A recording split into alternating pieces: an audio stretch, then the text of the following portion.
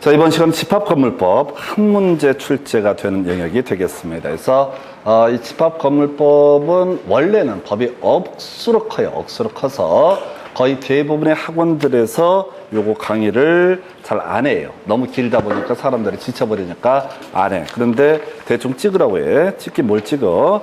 어차피 몇 개 되지도 않는데. 해서, 자, 구분소유권. 자, 지금 자료들이 지난번 자료보다 많이 업데이트 됐어요. 해서, 자, 지금 구분소유권의 객체라고 하는 것이, 첫 번째, 전유 부분. 가장 이게 중심이 되는데, 시험과는 큰 관련은 없고요. 자, 해서 구분소유권. 아파트 생각하시면 됩니다. 상가 생각하시면 됩니다. 그래서 101동 102호 이게 바로 전유 부분이 되게 된다. 근데 101동 102호를 사고 팔게 되면 세트로 움직이는 게 두 개가 있어요. 대지 사용권이라고 하는 거. 아파트가 건립되기 위해서 필요한 토지 사용 권능. 이걸 대지 사용권이라고 부르게 됩니다. 거기는 소유권, 제한 대지권도 있을 수 있고 지상권, 임차권 뭐 이런 것들도 각종 대지권이 될 수가 있다. 그 외에 아파트를 사고 팔면요. 복도도 같이 사용할 수 있는 권리가 같이 넘어오게 됩니다. 그래서 주요 쟁점 보겠습니다. 전유 부분, 구분소유권의 목적이 되는 건물 부분을 전유 부분이라 부른다라고 불렀었고요. 자, 전인도 이렇게 외우자고 그랬었죠. 26회 때 나왔던 주제,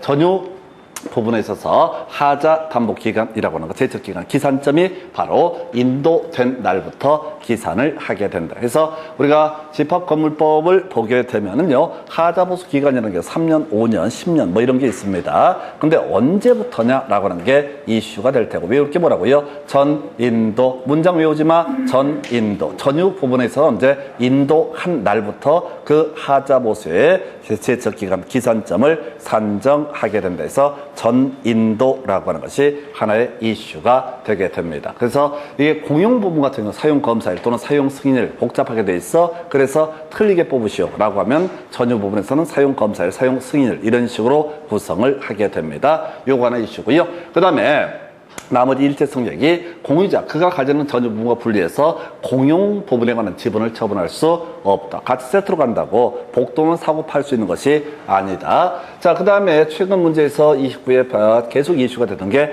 공용 부분에 관한 물권의 득실 변경은 등기가 필요하지 아니하다라고 하는 거. 자, 요걸 가지고, 자, 최근에 나왔던 게 시효 취득 얘기를 구성을 했었죠. 시효 취득의 문제 발생하지 않습니다. 시효 취득이 뭐야? 20년간 소유의 의사로 평온 공연하게 점유한 사람이 등기 명의인한테 등기 넘겨달라라고 주장할 수 있는 것은 뭐라고 한다? 자, 시효 취득이라고 부르게 되죠. 점유 취득 시효. 자, 그런데 공용 부분은 애초에 등기가 되지 않기 때문에 시효 취득의 문제도 다 발생하지 않는다. 등기가 불가능한 영역 중에 하나가 우리 앞에서 점유권, 유치권, 주의 도축 행위권이 있었고요. 공용 부분 역시 다 따로의 등기를 할 수가 없다라고 하는 것. 따라서 응용 들어가면 시효 취득도 다 인정되지 아니한다. 이렇게 해석을 합니다. 최근에 29회, 30회 연속 공용 부분에 관한 물권의 득실 변경 등기 필요 없다. 시효 취득 인정되지 않는다. 이 주제를 가지고 쟁점을 삼았고요. 그 다음에 이제 구분소유자, 그가 가지는 전유 부분과 분리해서 대지 사용권을 처분할 수 없다. 요건 요 근래는 안 나왔는데 그동안 공용 부분 얘기가 너무 많이 나왔기 때문에 살을 붙여서 대지 사용권도 다 분리 처분할 수 없다. 나중에 등기법을 가서 보다 보면 그런 얘기를 하게 됩니다. 등기법을 가서 보다 보면은 그런 얘기를 하게 돼요. 자, 지금 자, 등기법에서 논의하는 것 중에 하나가 절대적 각하 사유라고 해서 자, 이 대지 사용권하고 구분소유권을 분리 처분하는 그런 등기는 다 허용되지 않는다. 무효인 등기. 나중에 등기관이 무효임을 발견했을 때 이때는 절대적 각하사유 이렇게 그래서 말소 등기를 해야 된다. 이런 주제와 연계가 되고요. 그 다음에 대지 위에 구분소유권의 목적인 건물에 속하는 한동 건물이 있을 때 그 대지의 공유자 대지에 대해서 분할 청구를 하지 못한다라고 해서 너무나 당연한 얘기. 아파트 가지고 있는 사람이 땅 몇 평을 돌려달라라고 하는 것은 허용되지 않는다. 원래 공유이게 되면 어떻다?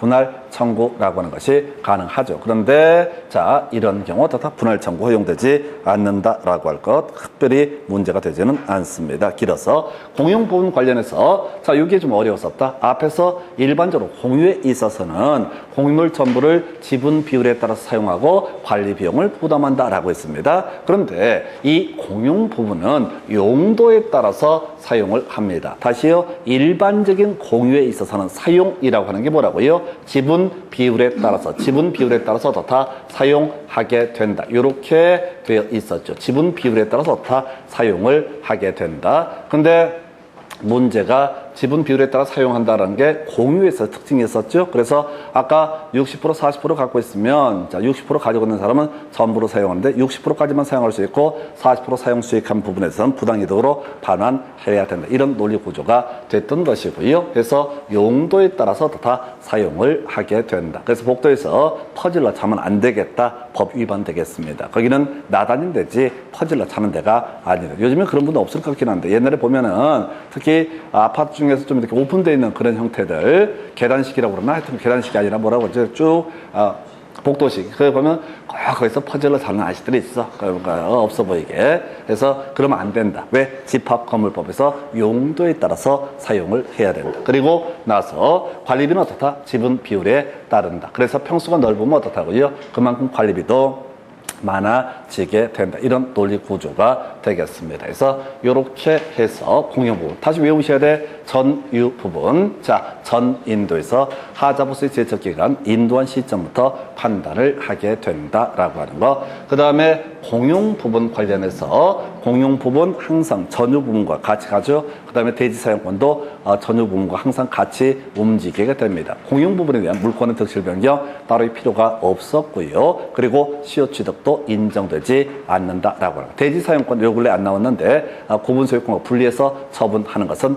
허용되지 않는다라고 할 것. 그래서 요렇게 논의를 해볼 수가 있겠고요. 그 다음에 이제 남아있는 게 구분 건물의 관리와 재건축에 관한 주제. 자, 긴 거 다 빼버리고요. 여러분들 이거 외운 다음에 어떻게 해야 되면 시험지를 볼 때는 아는 걸 찾아보셔야 돼. 절대 문제를 풀면 안 돼. 이게 옳은가 틀린가를 판단하면 절대 안 돼. 쥐뿔도 모르면서 뭘 옳은가 틀린가를 판단을 해요. 그래서 실력이 있어도 점수가 안 나오는 기적을 보여주는 분들이 뭐냐면 풀어 자꾸 이거 읽어봐. 읽어보고 나서 이건 옳은가 틀린가, 옳은 것 같은데 아닌가, 아주 지랄을 해요. 그거 망상이라 망상. 우리 딸내미한테도 이제 오밤중에 했던 소리. 야, 이제 몇 개를 딱 외웠단 말이에요. 그래서 근데 그 중에 한두 개 빠져 있는 게 있어. 그러면 이게 아빠 이해 나오면 어떡하지 이 지랄 하는 거야. 그래서 내가 거기다 배운 사람답게 얘기를 해줬지. 야, 너는 지금 생각도 뭐 많은 것도 쥐뿔도 없으면서 이게 나올까 이렇게 생각하는 거. 이걸 정신학과 의학에서 뭐라고 하느냐? 망상, 정신병이라고 얘기한다.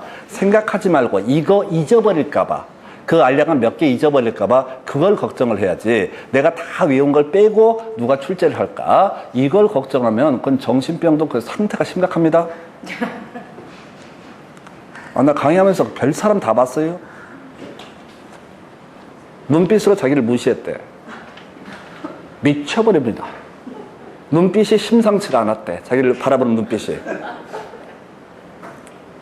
진짜 그런 분이 있다니까요. 자기를 비아냥거리는 그런 눈빛이었대. 도대체 비아냥거리는 눈빛은 어떤 눈빛일까?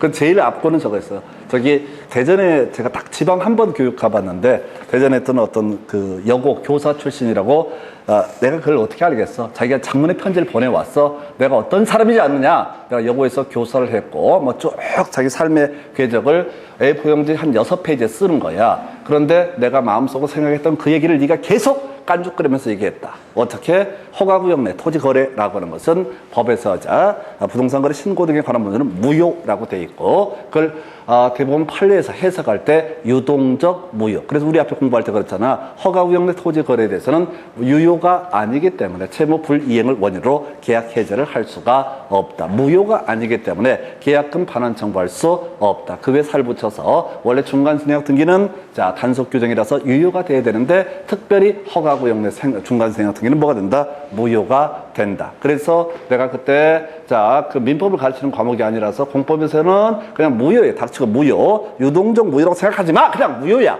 법에 무효라고 써 있으니까 생각하지 마. 라고 했는데 자기가 분명히 생각을 했는데 자기가 생각한 걸 알고 이게 독심술사 강사가 알고 생각하지 말라고 자기를 계속 갈궜다 이거야. 수업 시간 내내. 그래서 모욕감을 받았다. 이런 상처 처음 받아본다.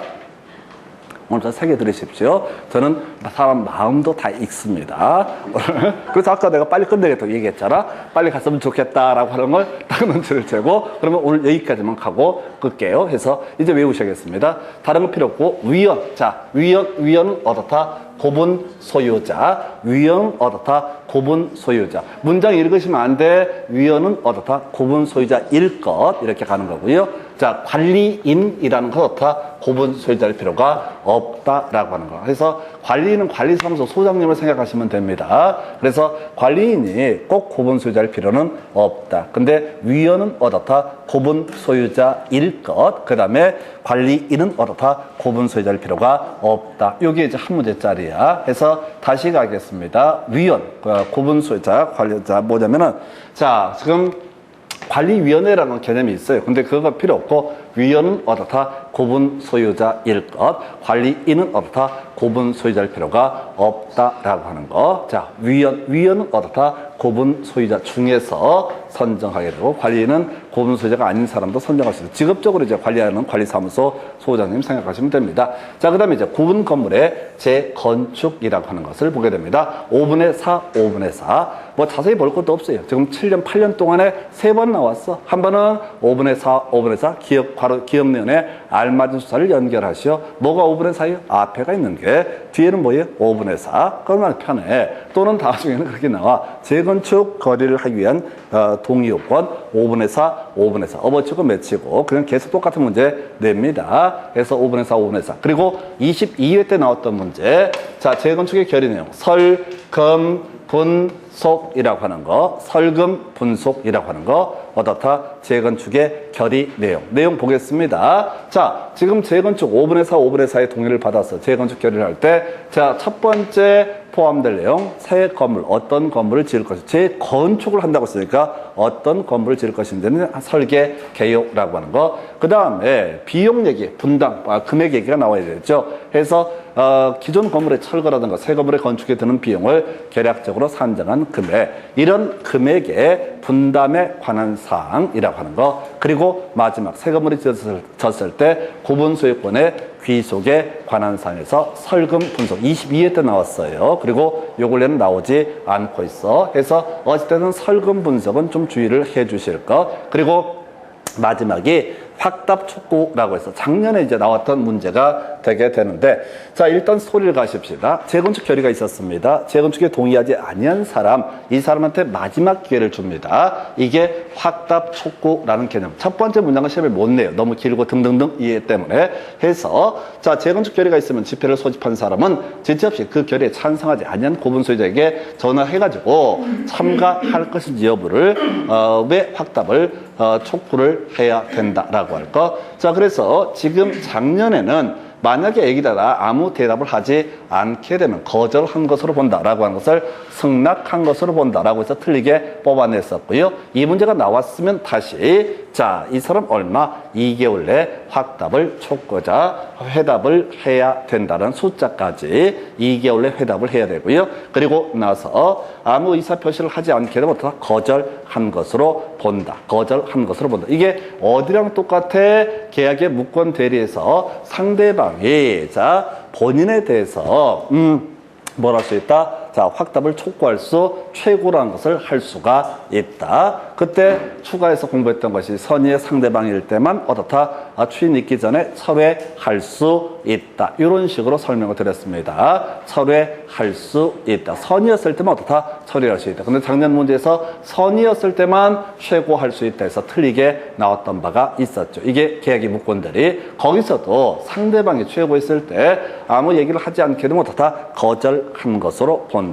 역시 재건축 결의에 동의하지 아니한 사람에 대해서 어떻게 할 거냐고 물어봤는데 걔 무시를 하면 어떻다? 그냥 확답 거절한 것으로 본다라고 해서 다시 가겠습니다. 관리위원회, 위원이라고 하는 것은 고분 소유자일 것. 두 번째 이슈가 될 게 관리인은 어떻다? 구분 소유자일 필요가 없다라고 할 것. 세 번째, 자, 5분의 4, 5분의 4 하도 많이 나와서 이거 나오면 거의 거저주는 문제. 그 다음에 이제 결의 내용 22회 때 나왔었고 내면 제일 어려운 문제 바로 설금 분속이라고 하는 거. 이거 어차피 객관식 문제니까 설금 분석, 설계 개요. 그 다음에 금액 끄트머리 보고 있어요. 분담에 관한 사항. 그 다음에 끄트머리 뭐야? 귀속. 그러니까 이 재건축 계열의 내용을 볼 때 뒤쪽을 보는 훈련 하셔야 돼. 외울 때부터 설금 분석 뒤부터 외웠으니까 뒤부터 보시는 방법이 필요합니다. 그 다음에 2개월 아직 안 나왔어요. 근데 작년에 얘가 출제가 됐으니까 혹시 바로 앞에 있는 애를 갖고 장난을 칠까봐 2개월 내에 회답을 해야 된다. 그리고 나서 작년에 나왔던 주제 회답하지 않은 경우 거절한 것으로 본다라고 이렇게 해석을 하게 됩니다. 이 정도가 지금 최근에 나왔던 문제 거의 한 95% 이상을 다 소화를 한 거예요. 한 7년치. 그래서 이걸 뛰어넘는 지문들이 분명히 나오더라도 눈 하나 깜짝하지 마실 거. 절대 쫄지 마. 왜? 어차피 여러분들이 시험 보실 때는 항상 뭘 찾는 거야? 답을 찾는 것이지 거기서 해설을 하는 게 아닙니다. 1번이 맞다, 2번이 틀리다 이렇게 가는 게 아니라 다음 중 옳은 것을 고르시오, 틀린 것을 고르시오 할 때 어떻게 그냥 내가 아는 아이, 그 아이가 뭐가 된다? 답이 된다. 그래서 가방 싸시는 정신없습니다. 그래서 자 오늘 여기까지 일단 가겠습니다. 다음 시간 나머지 이어서 갈게요. 수고하셨습니다.